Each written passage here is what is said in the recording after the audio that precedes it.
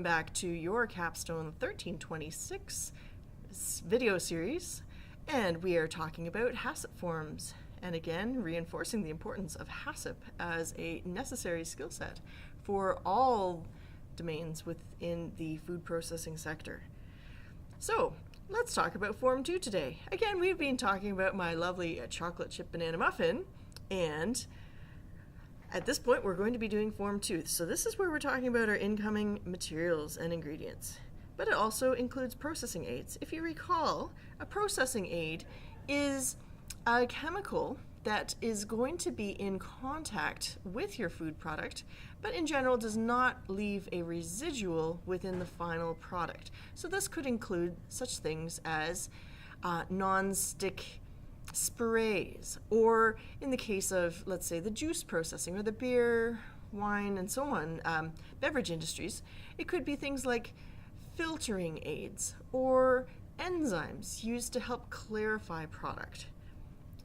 Other things that may be included in there could be things like machine lubricants, things that could potentially be in contact with the food. Another good one, gases used for modified atmosphere packaging or for forcing filtration. So, ingredients, straightforward, you know about that. Processing aids is a little bit more abstract, but it's something that's important to be listing as necessary. Last but not least are packaging materials. Primary, as you know, is the packaging that's in direct contact with your product. Secondary being an outer wrapper or a box, and tertiary would be things like cases. If we can use the example of a box of breakfast cereal, the primary packaging would be the plastic liner inside the box that's in direct contact with the cereal. The secondary packaging would be the cardboard carton with the pictures and your nutrition label and all of the consumer information.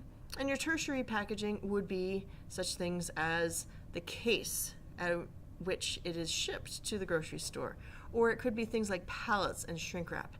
I'm not so worried about tertiary packaging as much because, again, this is a bit of a thought exercise to do the capstone in this course. But do think of some possible primary and secondary packaging relevant to the type of product that you're developing. So again, I made a chocolate chip banana muffin, and so let's just, I don't actually have a recipe in front of me, but let's just whip through what this would look like. All ingredients, so wheat flour, granulated sugar,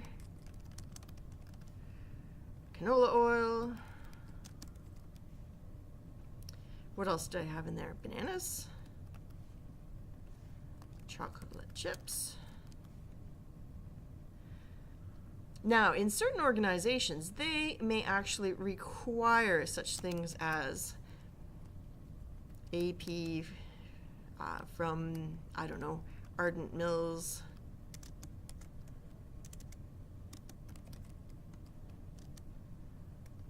catalog or product number 1, 2, 3, 4, 5. In certain organizations, they may be actually looking for that level of detail. Again, this is a thought exercise, but I do want to be cognizant that this is the sort of deal that you may be seeing. Granulated, red path, and the product number, so Bungie,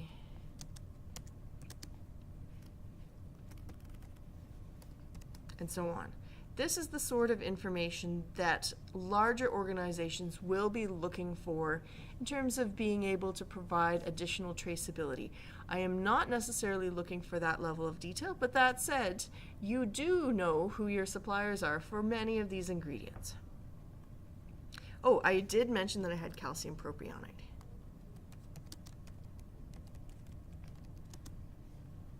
And that would be from Niacet.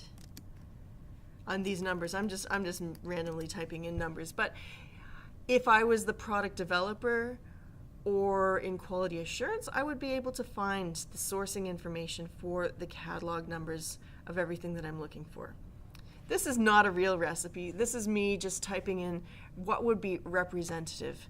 So again, you're not necessarily looking for weights or measurements. You're just looking for a list of ingredients with sufficient information that you would be able to get back and truly identify what ingredient you're using. And this level of detail of using the product number is extremely useful because, for example, let's say we were in a baking company and we may have different grades of flour coming in from a variety of different suppliers. This would allow me to trace back specifically to the ingredient that I'm using in my product. So again, processing aids, non-stick spray, because again we're preparing muffins and perhaps they are going to be sticking in the muffin cups. And again, I don't know who our supplier would be for this, but let's say it's Bunge. I do want you to think about the style of packaging material that you would be packaging your product in. And so, for example, a muffin could come in a number of different things. It could come in a polystyrene clamshell style package. If you think about what that is, it's one of those clear plastic clamshells where you can see the muffin. It is exposed to an aerobic environment. Other muffins are packaged in single serving packages, often in pillow packed horizontal form filled seal. And that's where you've got a small clear plastic bag with a single muffin inside, often the sort of thing you'd see at a convenience store or at a small scale food service kiosk.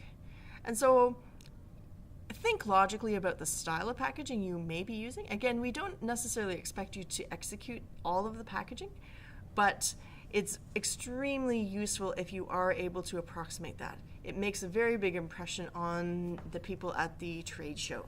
So I am going to do single serve,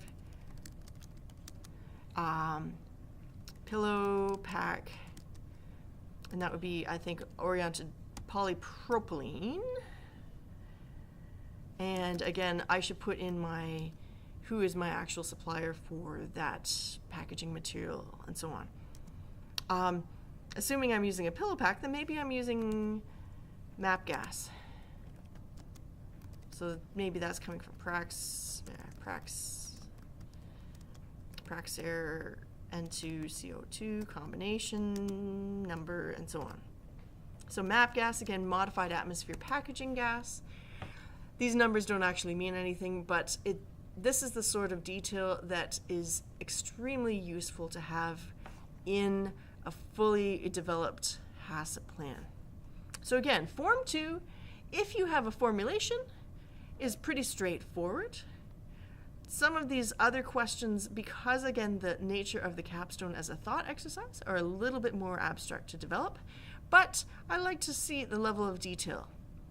So again, what I'm not listing here is muffin. Unless muffin is my ingredient, I'm not listing muffin. Does it ever happen where you would see that sort of thing? Yes, in certain operations, such as food service operations. Let's say, for example, you were working at HMS Host. HMS Host is the large contract food service operation that runs in most North American airports. Because they are an airport, do require federal HACCP plans, but they may be just bringing in food products from other suppliers. And so that is the one exception to the rule where you may be just listing muffin. But if you are actually manufacturing the muffin, and that is your expectation here, please put in your ingredients. If you have questions, love to talk to you. You know where to find me, and we'll get on to Form 3 in just a few moments here. Take care.